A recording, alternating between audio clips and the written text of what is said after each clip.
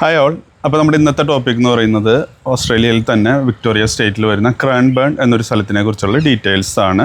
അപ്പോൾ നമ്മൾ ഈ ക്രാൻബേണിൻ്റെ കാര്യങ്ങളും അവിടുത്തെ ഓരോ ഡീറ്റെയിൽസും കാര്യങ്ങളൊക്കെ നിങ്ങൾക്ക് പറഞ്ഞു തരാനായിട്ട് നമ്മുടെ ഒരു സുഹൃത്ത് നമ്മുടെ കൂടെയുണ്ട്. So once again welcome back to my channel roaming reports. നമ്മുടെ ചാനൽ ഇതുവരെ സബ്സ്ക്രൈബ് ചെയ്യാത്തവർ സബ്സ്ക്രൈബ് ചെയ്ത് നമ്മൾ സപ്പോർട്ട് ചെയ്യുക. കൂടുതൽ വീഡിയോസ്, നമ്മൾ ഇതുപോലത്തെ വീഡിയോസ് ഇൻഫോർമേറ്റീവ് ആയിട്ടുള്ള ഓരോ സ്ഥലങ്ങളെക്കുറിച്ചും പിന്നെ ഓരോ കാര്യങ്ങളെക്കുറിച്ചുള്ള ഇൻഫർമേഷൻസും കാര്യങ്ങളൊക്കെ ഈ വീഡിയോ ചാനൽ വഴി നമ്മൾ പാസ് ചെയ്യുന്നതായിരിക്കും. അപ്പോൾ അതൊന്നും മിസ്സാവാതിരിക്കാനായിട്ട് നമ്മുടെ ചാനൽ ഫോളോ ചെയ്യുക.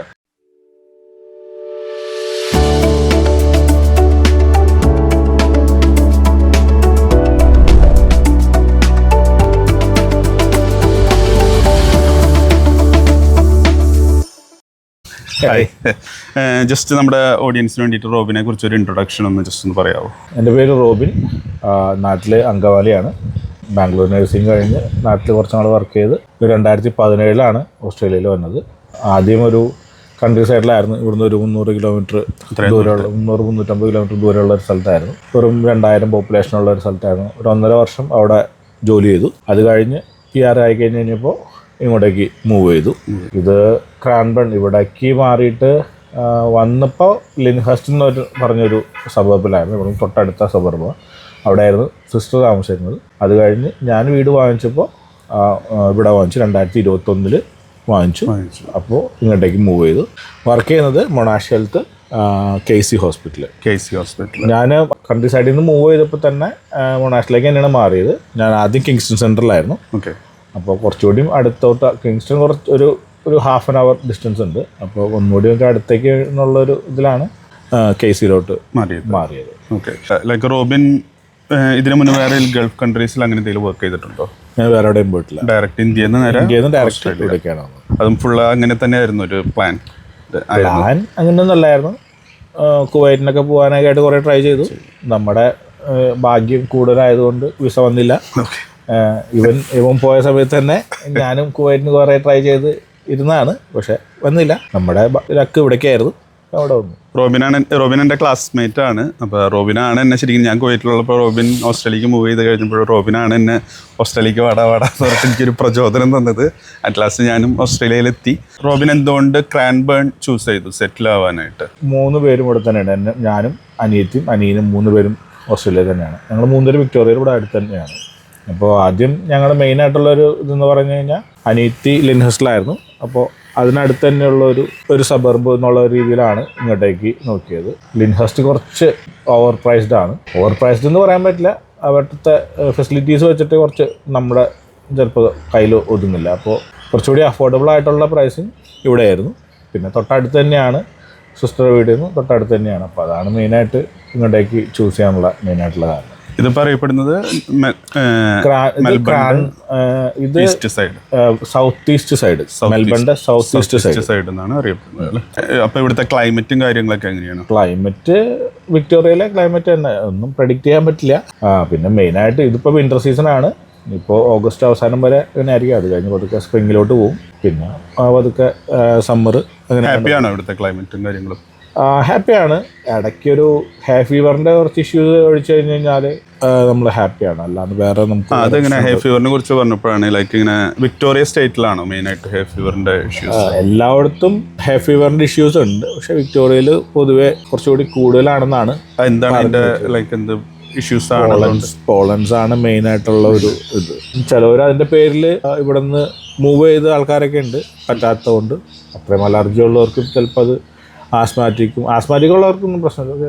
അലർജി ഒക്കെ കൂടുതലുള്ളവർക്ക് അത് പറ്റാണ്ട് മൂവ് ചെയ്ത് പോകുന്നവരൊക്കെ ആണ്. അവരെല്ലാവരും മെയിനായിട്ട് ചൂസ് ചെയ്യുന്നത് ബ്രിസ്ബനും ക്യൂൻസ്ലാൻഡ് ആണ് മെയിനായിട്ട് ചൂസ് ചെയ്തത്.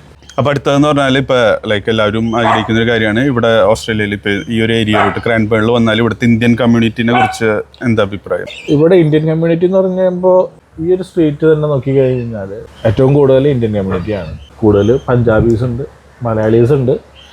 മലയാളീസ് തന്നെ എല്ലാവരും ഇഷ്ടംപോലെ മലയാളീസ് ഈ ഒരു സബർബിൽ തന്നെ ഉണ്ട്. ഈ ഒരു സ്ട്രീറ്റിൽ നോക്കിക്കഴിഞ്ഞാൽ കുറച്ച് പഞ്ചാബീസാണ് കുറച്ച് കൂടുതൽ. ഇഷ്ടംപോലെ നമ്മുടെ കമ്മ്യൂണിറ്റീസും അവരുടെ ഒരു എന്താ പറയുക അസോസിയേഷൻ വരെ നമുക്ക് ഈ ഒരു ഏരിയയിലുണ്ട്. പിന്നെ എങ്ങനെയാണ് ഇവിടുത്തെ ലൈക്ക് ഇപ്പോൾ ഇവിടെ ഇപ്പോൾ കമ്മ്യൂണിറ്റീസിനെ കുറിച്ച് പറഞ്ഞു, അപ്പോൾ ഇവിടെ എന്തെങ്കിലും സപ്പോർട്ട് ഗ്രൂപ്പ്സോ അല്ലെങ്കിൽ പിന്നെ ഞാൻ പറഞ്ഞ പോലെ ഒരു അസോസിയേഷൻ ഉണ്ട്, ക്രാൻബൺ വെസ്റ്റ് ആൻഡ് സൗത്ത് എന്ന് പറഞ്ഞിട്ട് ഒരു അസോസിയേഷൻ ഉണ്ട്. അപ്പോൾ അതിൻ്റെ ഭാഗമായിട്ട് ഇപ്പോൾ നമുക്ക് എല്ലാ വർഷവും ഓണം, ഈസ്റ്റർ, വിഷു അല്ലെങ്കിൽ ക്രിസ്മസ്, ന്യൂ ഇയർ അങ്ങനെയുള്ള ആഘോഷങ്ങളെല്ലാം സംഘടിപ്പിക്കാറുണ്ട്. അപ്പോൾ നമുക്കിപ്പോൾ ഒരു പുതിയതായിട്ട് വരുന്ന ഒരാൾക്ക് ഇപ്പോൾ അതിലൊരു മെമ്പർഷിപ്പും കാര്യങ്ങളൊക്കെ വേണമെന്നുണ്ടെങ്കിൽ ഇതിൽ ഉള്ള ഏതെങ്കിലും ഒരു മെമ്പറോട് പറഞ്ഞാൽ മതി, അവർക്കത് അറേഞ്ച് ചെയ്ത്. ഏതെങ്കിലും ഒരു മലയാളിനെ കോൺടാക്ട് ചെയ്താൽ ഇപ്പോൾ റോബിനും അതിൻ്റെ ഒരു പാർട്ടാണോ?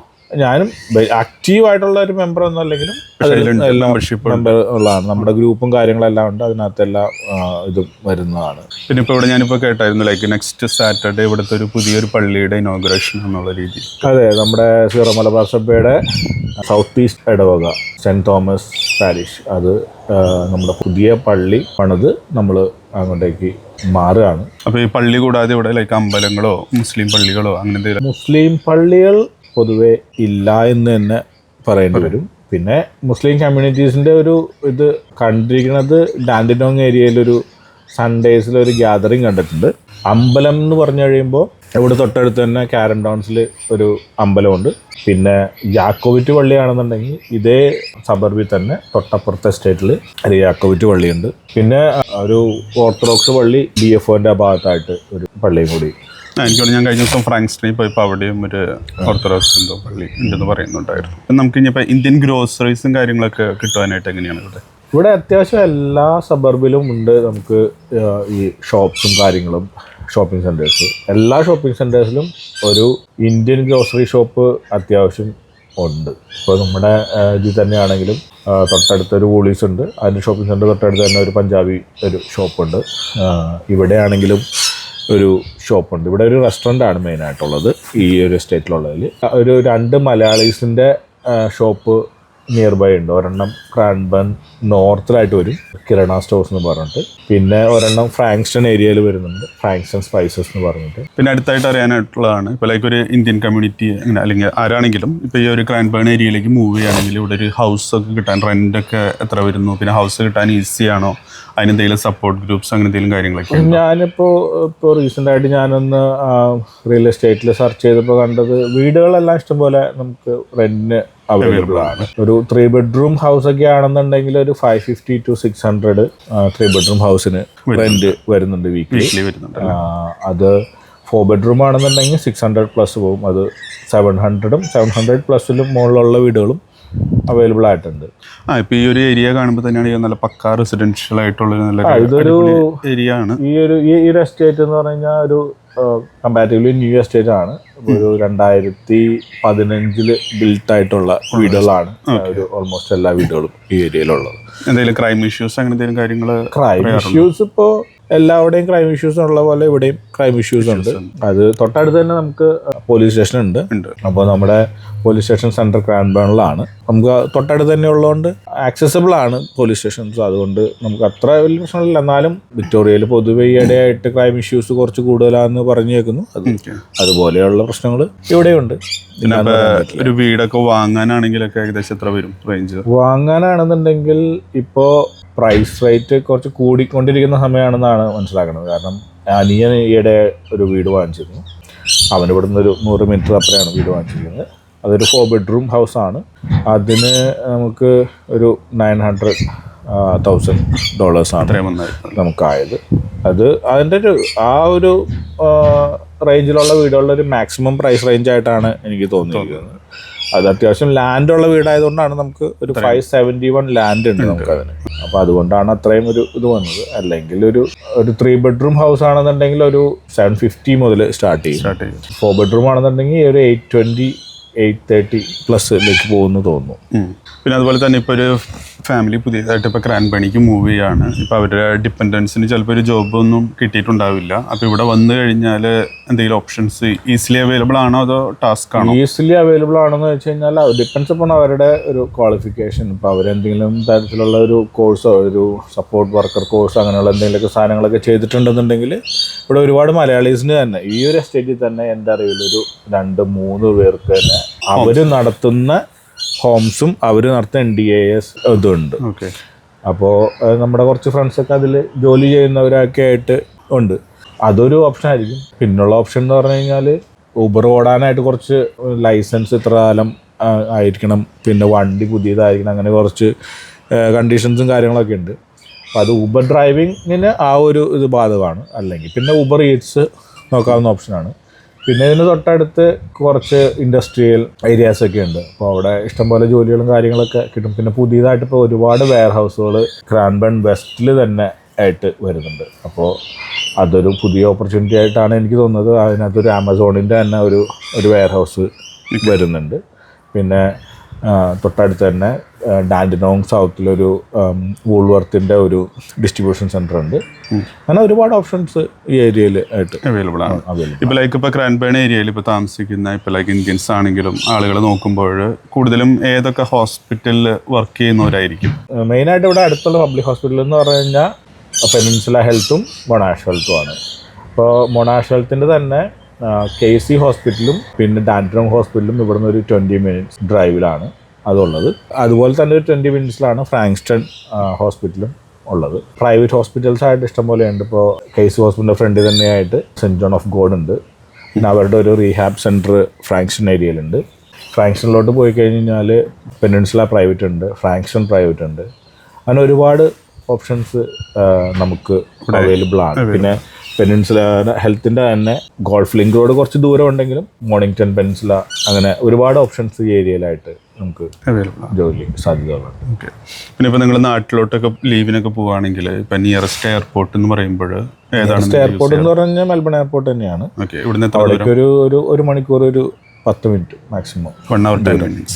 സദേൺ ക്രോസ് സ്റ്റേഷനിലേക്ക് നമുക്ക് അവിടെ നിന്ന് ഉള്ള സ്റ്റേഷനിൽ നിന്ന് ഒരു ബസ് സർവീസ് ഉണ്ട്. സ്കൈ ബസ് എന്ന് പറഞ്ഞിട്ടൊരു ബസ് സർവീസ് ഉണ്ട്. ആ ബസ് സദേൺ ക്രോസിൽ വരും. സദേൺ ക്രോസിൽ നിന്ന് നമുക്ക് ക്രാൻബൺ ലൈൻ പിടിച്ചു കഴിഞ്ഞാൽ ഇവിടെ ലാസ്റ്റ് സ്റ്റേഷനാണ് ക്രാൻബൺ. ട്രെയിൻ വന്നിറങ്ങും, മെട്രോ ട്രെയിൻ. അപ്പോൾ ഈ എയർപോർട്ടിലേക്ക് പോണ കാര്യമൊക്കെ പറഞ്ഞപ്പോഴാണ് നമുക്കിപ്പോൾ ഇവിടുത്തെ ഒരു ട്രാൻസ്പോർട്ട് ഫെസിലിറ്റീസ് ക്രാൻബേണിൽ മെയിനായിട്ട് എങ്ങനെയൊക്കെയാണ്? ട്രാൻസ്പോർട്ട് ഫെസിലിറ്റീസ് എന്ന് പറഞ്ഞാൽ ഒരുപാട് റോഡുകൾ ഇപ്പോൾ ഈ ക്രാൻബൺ വെസ്റ്റിലേക്ക് എനിക്ക് തോന്നുന്നത് ഒരുപാട് ആക്സസിബിൾ ആയിട്ടുള്ള ഒരു ഇതാണ് തോന്നുന്നത്. നമുക്കൊരു M11 ഒരുവിധം നമുക്ക് അടുത്ത് തന്നെയാണ്. M3 അത് ടോൾവേ ആണെങ്കിലും അടുത്ത് തന്നെയാണ്. പിന്നെ ഹേസ്റ്റിങ്സ് റോഡ് ചെന്ന് മീറ്റ് ചെയ്യുന്നത് M1 സൗത്ത് ഗിപ്സ്ലാൻഡ് ഹൈവേ അതും ചെന്ന് മീറ്റ് ചെയ്യുന്നത് ഈ പറയുന്ന ഹേസ്റ്റിങ്സ് റോഡിലേക്ക് തന്നെ അവിടുന്ന് M1 മീറ്റ് ചെയ്യുന്നത്. പിന്നെ ട്രെയിൻ സർവീസ് ആണെന്നുണ്ടെങ്കിൽ ക്രാൻബൺ ലൈൻ കയറി കഴിഞ്ഞാൽ ലാസ്റ്റ് സ്റ്റേഷൻ ക്രാൻബൺ ആണ്. അതിന് തൊട്ട് മുന്നത്തെ ഇനി കുറച്ച് പാർക്കിംഗ് വേണമെന്നുണ്ടെങ്കിൽ തൊട്ടടുത്ത സ്റ്റേഷൻ മെറിൻഡ പാർക്ക് എന്ന് പറഞ്ഞിട്ട് സ്റ്റേഷനിൽ ഒരു ലാവിഷായിട്ടുള്ള കാർ പാർക്കും കാര്യങ്ങളൊക്കെ ഉള്ള ഒരു അവൈലബിൾ ആയിട്ടുള്ള സ്ഥലമാണ്. പിന്നെ ഇതിൽ നിങ്ങളുടെ ഈ ഏരിയ കൂടെ ബസ് സർവീസ് ഉണ്ടോ? ബസ് സർവീസ് ഉണ്ട്. ബസ് ഇവിടെ തൊട്ടടുത്തൊരു 100 മീറ്റർ നടന്നു കഴിഞ്ഞാൽ അവിടെ ബസ് സ്റ്റോപ്പ് ഉണ്ട്. അത് പർട്ടിക്കുലർ ടൈമിംഗ് ഉണ്ട്. ആ ടൈമിങ്ങിൽ സ്കൂളിലേക്കൊക്കെ പോകുന്ന സമയമാണെന്നുണ്ടെങ്കിൽ പിള്ളേരൊക്കെ ഉള്ള സമയമാണെന്നുണ്ടെങ്കിൽ അവർക്കെല്ലാം അവൈലബിൾ ആയിട്ട് ഹൈസ്കൂളിലൊക്കെ പോകുന്ന പിള്ളേർ ആ ബസ്സിലേക്കാണ് പോകുന്നത്. അവർക്ക് സമയത്തുള്ള ബസ്സൊക്കെ. പിന്നെ അതുപോലെ തന്നെ ഇപ്പോൾ ഏറ്റവും അവസാനമായിട്ട് ചോദിക്കാനുള്ളത്, ഇപ്പോൾ ഇവിടെ ഒരു ഫാമിലി വന്നു കഴിഞ്ഞാൽ അവരുടെ ചിൽഡ്രൻ്റെ എഡ്യൂക്കേഷൻ അതിനുള്ള ഫെസിലിറ്റീസും കാര്യങ്ങളൊക്കെ ക്രാൻബേണിൽ എങ്ങനെയാണ്? എനിക്കിപ്പോൾ പറയാൻ പറ്റിയ ക്രാൻബൺ വെസ്റ്റ് എന്ന് പറഞ്ഞ ഈ ഒരു ഭാഗത്തെ കാര്യം പറഞ്ഞു കഴിഞ്ഞാൽ ഞാൻ താമസിക്കുന്ന എസ്റ്റേറ്റിൽ തൊട്ടടുത്ത് തന്നെ ബാർട്ടൺ എന്ന് പറഞ്ഞിട്ടൊരു പ്രൈമറി സ്കൂളുണ്ട്. തൊട്ടപ്പുറത്ത് ഒരു എസ്റ്റേറ്റ് ഉണ്ട് ക്രാൻബൺ വെസ്റ്റ് തന്നെ. അതിൽ തൊട്ടടുത്ത് വേറൊരു പ്രൈമറി സ്കൂളുണ്ട്. പിന്നെ അവിടെ തന്നെ ഒരു ഹൈസ്കൂളുണ്ട്. ഇതെല്ലാം പബ്ലിക് സ്കൂളുകളാണ്. ഇനി അതല്ല കാത്തലിക് സ്കൂളുകൾ വേണമെന്നുണ്ടെന്നുണ്ടെങ്കിൽ അത് തൊട്ടടുത്ത് തന്നെ സെൻറ്റ് പീറ്റേഴ്സിനും സെൻറ്റ് അഗാത്താസിനും പറഞ്ഞിട്ട് ഉള്ള 2 കാത്തലിക് സ്കൂളുകളുണ്ട്. കാത്തലിക് സ്കൂളുകൾ മെയിനായിട്ട് കാത്തലിക്സിന് മാത്രമല്ല അവർ എടുക്കുന്നത്. മറ്റ് കമ്മ്യൂണിറ്റിയിലുള്ളവരൊക്കെ എടുക്കും. പക്ഷേ കാത്തലിക്സിന് ഒരു പ്രിഫറൻസ് കിട്ടും എന്ന് മാത്രം. ഇപ്പോൾ എൻ്റെ മകൻ പഠിക്കുന്നത് കാത്തലിക് സ്കൂളിലാണ്. പക്ഷേ അവിടെ പഞ്ചാബീസ് ആയിട്ടുള്ള കുട്ടികളും ഒക്കെ ഉണ്ട്. അപ്പോൾ ഫീസും കാര്യങ്ങളൊക്കെ എങ്ങനെയാണ് വരുന്നത്? ഫീസ് എനിക്ക് ഹൈസ്കൂളിലെ ഫീസ് വലിയ കാര്യമായിട്ട് അറിയില്ല. പബ്ലിക്കിൽ ഫ്രീ ആണെന്ന് എല്ലാവർക്കും അറിയാമല്ലോ. പ്രൈവറ്റിൽ എൻ്റെ മകൻ പോകുന്നിടത്ത് അവന് 2000+ പെർ ഇയർ അതാണ് വരുന്നത്. അത് നമുക്ക് ഒറ്റയടിക്ക് അടയ്ക്കണമെന്നില്ല. നമുക്ക് മാസം അല്ലെങ്കിൽ ഫോർട്ട്നൈറ്റ്ലി അടയ്ക്കാവുന്നുള്ളൂ. എനിക്ക് ഫോർട്ട്നൈറ്റ്ലി ഒരു $92 സംതിങ് അങ്ങനെ വരുന്നു. അപ്പം നമുക്കത് അത്ര വലിയ ബേർഡൻ ആയിട്ട് തോന്നുന്നില്ല. പിന്നെ അതുപോലെ തന്നെ ഇപ്പോൾ താഴെയുള്ള മകൻ ഡേ കെയറിൽ വിടുന്നില്ലേ? ഇപ്പോൾ ഡേ കെയറുകൾ എക്സ്പെൻസ് എങ്ങനെയാണ്? ഡേ കെയർ എക്സ്പെൻസ് ഇപ്പോൾ അവൻ 2 ദിവസമാണ് പോകുന്നത്. ഇപ്പോൾ ഒരു 2 ദിവസത്തേക്ക് സബ്സിഡി കഴിഞ്ഞിട്ട് നമുക്കൊരു $72 ആണ് ഇപ്പോൾ വരുന്നത്. സബ്സിഡി കഴിഞ്ഞിട്ട് 2 ഡേയ്സിന് 2 ഡേയ്സ്. അത് എത്ര ടൈം കിട്ടും? അത് ഇവിടെ ഡിപ്പെൻസ്. അപ്പം ഞാനിപ്പോൾ എടുത്തിരിക്കുന്നത് എനിക്ക് തോന്നുന്നു 9 മണിക്കൂറിൻ്റെ ആണെന്ന് തോന്നുന്നു. മുന്നേ അത് ഫുൾ ടൈം ആയിരുന്നു, പെർ ഡേ. നമുക്കത് പല ഓപ്ഷൻസ് ഉണ്ട്. നമുക്ക് 9 മണിക്കൂറുണ്ട്, 10 മണിക്കൂറുണ്ട്, ഫുൾ ഡേ ഉണ്ട്. ഇപ്പോൾ ഈ ഒരു എൻ്റെ മകൻ പോകുന്നത് 7 മണിക്ക് സ്റ്റാർട്ട് ചെയ്യുന്ന ഒരു ഡേ കെയർ ആണ്. ചില സ്ഥലങ്ങളിൽ മിക്കവാറും 6:30 സ്റ്റാർട്ട് ചെയ്യുന്നതുണ്ട്. അതാണെങ്കിൽ കുറച്ചുകൂടി കൺവീനിയൻ്റ് ആണ്. ഇപ്പോൾ നഴ്സുമാർക്കാണെങ്കിലും ജോലിക്കൊക്കെ പോകുന്നവർക്ക്, മോർണിംഗ് ഷിഫ്റ്റിന് പോകുന്നവർക്ക് കുട്ടികളെ അവിടെ ആക്കിയിട്ട് പോകാവുന്നുള്ളൂ. പക്ഷേ ഇത് നമുക്ക് ആ ഒരു ഓപ്ഷൻ കിട്ടില്ല. പിന്നെ നമുക്ക് തൊട്ടടുത്ത് തന്നെയാണ്, വാക്കിംഗ് ഡിസ്റ്റൻസ് ആണ്. ഈ ഒരു സ്റ്റേറ്റ്, ഈ ഒരു ക്രാൻബേൺ വെസ്റ്റ് ഇതിൽ തന്നെ എനിക്ക് തോന്നുന്നു 5-6 ഡേ കെയർ സെൻറ്റേഴ്സ് അവൈലബിൾ ആണ്. അതുകൂടാതെ റോബിൻ ഇപ്പോൾ എത്ര വർഷമായി ഓസ്ട്രേലിയയിൽ? ഇപ്പോൾ 2017, ഇപ്പോൾ ഒരു 8 വർഷം. ഹാപ്പിയാണോ? ഇവിടെ ഹാപ്പിയാണ്. ഓക്കെ. അത് കഴിഞ്ഞിപ്പോൾ പുതിയതായിട്ട് ഓസ്ട്രേലിയക്ക് വരുന്നവർക്ക് എന്തെങ്കിലും അഡ്വൈസ് കൊടുക്കാറുണ്ടോ? നമുക്ക് എന്ത് അഡ്വൈസ് കൊടുക്കാൻ? ഞാനിപ്പോൾ അതിന് അഡ്വൈസ് കൊടുക്കാൻ പോയി കഴിഞ്ഞാൽ അത് ട്രോളായി മാറും. സജഷൻസ് എന്ന് പറഞ്ഞു കഴിഞ്ഞാൽ, ഞാൻ പറഞ്ഞല്ലോ, ഞാൻ ആദ്യം ജോലി കിട്ടിപ്പോയത് ഒരു റൂറൽ ഏരിയയിലാണ്. അപ്പോൾ ചിലവർ പറഞ്ഞേക്കാം എനിക്ക് സിറ്റി ഏരിയ വേണം, അങ്ങനെ വേണം, ഇങ്ങനെ വേണം എന്നും പറഞ്ഞ് ജോലിക്ക് നോക്കിയിരിക്കുന്നവരുണ്ട്. അവരോട് പറയാനുള്ളത്, എവിടെയാണോ ജോലി കിട്ടുന്നത്, ഇപ്പോൾ ജോലി കിട്ടാൻ കുറച്ച് ബുദ്ധിമുട്ടുള്ള സമയമാണ്, എവിടെയാണോ ജോലി കിട്ടുന്നത് അവിടേക്ക് ആദ്യം പോവുക. പിന്നീട് നമുക്ക് ഓപ്ഷൻസ് വരും. അപ്പോൾ അതൊക്കെ മാറാം. കുറച്ച് സ്ട്രഗിൾ ഉണ്ടാവും നമ്മൾ ആ പോകുന്ന സ്ഥലങ്ങളിൽ, കുറച്ച് ബുദ്ധിമുട്ടും കാര്യങ്ങളൊക്കെ ഉണ്ടാവും. പക്ഷെ നമുക്ക് സേവ് ചെയ്യാൻ പറ്റും ഒരുപാട് എമൗണ്ട് അവിടെ നിന്ന് കഴിഞ്ഞ് കഴിയുമ്പോൾ.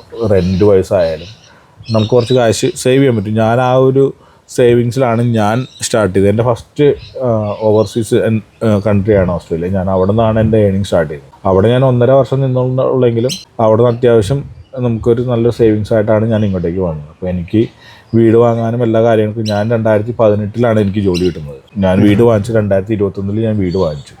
21 ഫസ്റ്റിൽ തന്നെ ഞാൻ വീട് വാങ്ങിച്ചു. ഒരു 2 കൊല്ലം കൊണ്ട് 2.5 കൊല്ലം കൊണ്ട് എനിക്ക് വീട് വാങ്ങാനായിട്ട് സാധിച്ചെങ്കിൽ അത് അങ്ങനെ അവിടെ 1.5 വർഷം നിന്നതുകൊണ്ടുള്ള ഒരു സേവിങ്സും കാര്യങ്ങളൊക്കെയാണ്. അതൊരു ഓപ്ഷനാണ്. ഇപ്പോൾ ഓപ്പർച്യൂണിറ്റീസ് കൂടുതലും ഇതുപോലെയുള്ള റൂറൽ ഏരിയാസിലാണ്. അപ്പോൾ അത് മാക്സിമം യൂട്ടിലൈസ് ചെയ്യാനായിട്ട് ശ്രമിക്കുക. പിന്നെ അവർക്ക് പ്രത്യേകം അവിടെ ഒരുപാട് ഫെസിലിറ്റീസും, അപ്പോൾ ചില സ്ഥലങ്ങളിൽ അക്കോമഡേഷൻ കാര്യങ്ങളൊക്കെ ചെയ്തു കൊടുക്കുന്നു. ഇപ്പം ഞാൻ ചെന്ന സമയത്ത് 1 മാസത്തേക്ക് എനിക്ക് അവർ അക്കോമഡേഷൻ ഫ്രീ ആയിട്ട് ചെയ്തു തന്നിരുന്നു. അപ്പം അങ്ങനെയുള്ള ഓപ്ഷൻസ് ഉണ്ട്. ഇപ്പം ഞാൻ അവിടെ താമസിച്ചപ്പോൾ എൻ്റെ വീട്ടിലേക്കുള്ള എല്ലാ ഫർണിച്ചറും എല്ലാ അപ്ലയൻസസും ആ ഹോസ്പിറ്റലിൽ നിന്നും അവർ തന്നെ നമുക്ക് പ്രൊവൈഡ് ചെയ്ത്. ചില ആളുകൾ പറഞ്ഞു കേട്ടിട്ടുണ്ട്, ലൈക്ക് അവരുടെ റെന്റ് അടക്കം ചിലപ്പോൾ എംപ്ലോയേഴ്സ് പേ ചെയ്യുന്നു. അപ്പോൾ അവിടെ കുറച്ച് എന്താ പറയുക, അവിടെ ഈ ഷോപ്പുകളും കാര്യങ്ങളൊക്കെ ഉണ്ട്. അപ്പോൾ അവിടെ നമുക്ക് എന്തെങ്കിലും ഫർണിച്ചറും കാര്യങ്ങളൊക്കെ പോയി കഴിഞ്ഞാൽ അവിടെ നിന്ന് നമുക്ക് വീട്ടിലോട്ട് കൊണ്ടുവരാനായിട്ട്. ഇപ്പം ഞാൻ ആശ്രയിച്ചത് അന്ന് ഹോസ്പിറ്റലിൽ ഉണ്ടായിരുന്ന ഒരു മെയിൻ്റനൻസ് ഓഫീസറാണ്. പുള്ളിയുടെ വണ്ടിയിൽ വന്ന് പുള്ളി തന്നെ എടുത്ത് വീട്ടിൽ കൊണ്ട് എല്ലാം സെറ്റ് ചെയ്ത് തരുവാണ്. അപ്പോൾ ഇതൊക്കെയാണ് നമ്മുടെ ക്രാൻബേണിനെ കുറിച്ചുള്ള വിശേഷങ്ങൾ. അത്യാവശ്യം കാര്യങ്ങളൊക്കെ നിങ്ങൾ അറിഞ്ഞു കാണുമെന്ന് പ്രതീക്ഷിക്കുന്നു. കൂടുതൽ അറിയാൻ എന്തെങ്കിലും താല്പര്യം ഉണ്ടെങ്കിൽ കമന്റ് ആയിട്ട് ഈ വീഡിയോന്റെ താഴെ കൊടുക്കുക. നമ്മളതിന് റെസ്പോണ്ട് ചെയ്യാം. എന്ന് പറഞ്ഞു കഴിയുമ്പോൾ ഇത് ക്രാൻബേൺ വെസ്റ്റ് ആണ്. നമുക്ക് ക്രാൻബേൺ എന്ന് പറഞ്ഞു കഴിയുമ്പോൾ സെൻട്രൽ ക്രാൻബേൺ ഉണ്ട്, അതാണ് പഴയ സബർബ്. ഇപ്പോൾ പുതിയ സബർബുകൾ വന്നുകൊണ്ടിരിക്കുകയാണ്. അപ്പോൾ ആദ്യം വന്നത് ക്രാൻബേൺ, അത് കഴിഞ്ഞ് ക്രാൻബേൺ വെസ്റ്റ്. അതിന് ക്രാൻബേൺ വെസ്റ്റിൻ്റെ ഒരു ഓൾഡ് സൈഡ് ഉണ്ട്, അവിടെ കുറച്ച് പഴയ വീടുകളാണ്. പിന്നെ അങ്ങോട്ടേക്ക് പോയി കഴിഞ്ഞാൽ ക്ലൈഡ് ഭാഗത്തോട്ട് പോയി കഴിഞ്ഞ് കഴിഞ്ഞാൽ ക്രാൻബേൺ ഈസ്റ്റ്, അത് കഴിഞ്ഞ് ക്രാൻബേൺ നോർത്ത് ഒരു സൈഡിൽ, ഇത് ക്രാൻബേൺ വെസ്റ്റ്, ഇതിനപ്പുറത്ത് ക്രാൻബേൺ സൗത്ത്. ഇപ്പോൾ ക്രാൻബേണിന് തന്നെ ഭയങ്കര സ്പ്രെഡ് ആയിട്ട് ഇരിക്കുന്ന ഒരു സ്ഥലമാണ്. അപ്പോൾ ഇതൊക്കെയാണ് ഇന്നത്തെ വിശേഷങ്ങൾ. അപ്പോൾ പുതിയൊരു വീഡിയോ ആയിട്ട് വീണ്ടും കാണുന്നത് വരെ എല്ലാവർക്കും ഗുഡ് ബൈ. നമ്മളിൽ നിന്നുള്ള ഇൻഫോർമേറ്റീവ് ആയിട്ടുള്ള ഡീറ്റെയിൽസും കാര്യങ്ങളൊന്നും മിസ്സാവാതിരിക്കാനായിട്ട് ചാനൽ സബ്സ്ക്രൈബ് ചെയ്ത് ബെല്ലൈക്കൺ ഞെക്കുക. So once again thanks for watching my videos. Thank U.